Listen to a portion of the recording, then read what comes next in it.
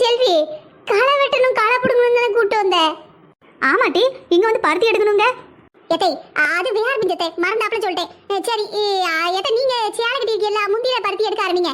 சொலையா எடுக்காண்டா, பருத்தியாவே எடுங்க. வெயிலில் பத்தில பொறுமையான ஏதாவது கதை பேசிக்கிட்டே வேலையை ஆரம்பிப்போம். அது சரி.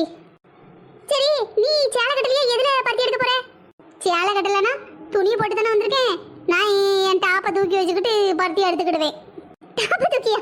போட்டிருக்கே, டாப் மட்டும் தான் போட்டிருக்கேன். செல்வி அக்கா, நீ இப்படி நக்கலும் நையாண்டியும் பண்ணிக்கிட்டு தான் வீட்டுக்கு போயிடுவோம் பார்த்துக்கோ. சரிடி, கோவப்படாத. நீ நானும் அப்படியா பழகிறோம்? சுப்பு, மழை மழைன்னு பருத்தி எடு. அவ செல்வி எடுக்கிற சத்தம் இங்க கேக்கு. எடுத்துக்கிட்டு தானே இருக்கேன். எத்தை, பருத்தி செடி என்ன அழகா இருக்குனே. முழங்காலுக்கு மேல பருத்தி செடி நல்ல இளம் பச்சையில அடர்த்தியா இருக்கு. மார்கழி மாச வெயிலுக்கு கண்ணுக்கு குளிர்ச்சியா பச்சை சிவப்பு மஞ்சள் என்ன அழகா இருக்கு. ஏக்கா, இந்த பருத்தி காட்டை ஒன்னால மட்டும்தான் எப்படி ரசிக்க முடியும்?